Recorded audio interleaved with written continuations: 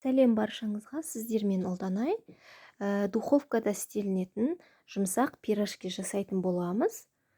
Міне осындай әп-әдемі қып-қызыл болып шығатын, көлемі де әдемі шағын, асты да толық барлық жері пісіп шығатын әдемі пирожки жасайтын боламыз.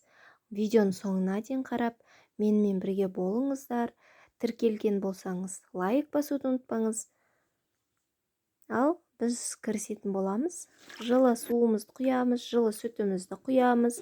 Үстіне қантымызды қосып, дрожжімізді қосып, жақсылап қасықпенен араластырып алатын боламыз. Одан кейін тұзымызды 1,5 қасық қосып, оны да араластырып, 1 қасық сары майымызды осылай қасықтың көмегімен араластырып алатын боламыз. Жұмыртқаның 1 штугын қосып, үстіне ұнымызды қосып, жұмсақ қамыр илейміз. Қамырды илеп болғаннан кейін міндетті түрде жылы жерге қойып, 1 сағат немесе 40 минутта ашып шығатын болады. Бетін майлап, ыдыстың астына да май жағуды ұмытпаңыздар. Жабысып қалмас үшін және жұмсақ болып тұру үшін май жағылады. Ал енді пюремізге кірісейік. Картошкамыздың сыртын жақсылап жуып, шаң тозаңнан алып болғаннан кейін, осылай ыдысымызға толтырып суымызды құйып, қайнатып, піскенше ұстаймыз. Пиязымыз, мен 2 үлкен пияз алдым. Жақсылап майдалап турадым да, оны сковородкама майымды құйып, жақсылап қып-қызыл қылып, жұмсарғанша қуырып алдым.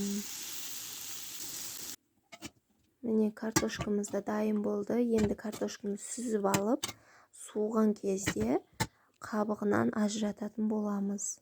Барлық қара кішкентай майда точкаларын барлығын алып, тап-таза қылып, осы пюре қылып, вилкамен немесе арнайы пюре езетін құралменен жақсылап езіп шығыңыз.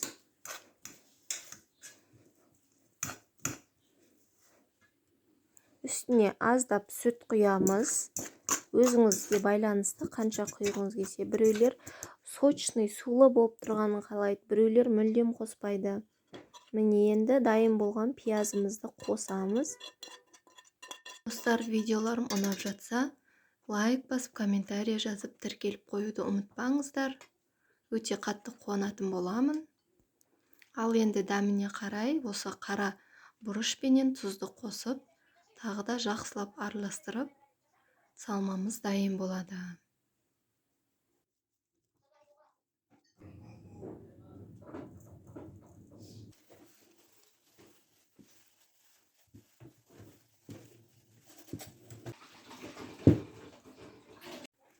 Міне қамырымыз 40 минуттың ішінде көтеріліп шықты.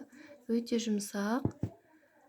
Кішкене ұнның көмегіменен осылай қолымызға қатты жабысып қалмас үшін осылай алып ыдысынан. Одан кейін аунатып жібереміз де осылай бөлікке бөліп шығатын боламыз. Одан кейін кішкентай бөлікшемізді домалақша етіп, қолдың алақанымен осылай домалақ жасаймыз. Одан кейін қолымызбенен созып, домалақ форма жасап, үстіне салмамызды қоямыз да, енді жабыстыруымыз керек, ашылып кетпейтіндей қаттырақ шымшып, осылай формасын жасап аламыз.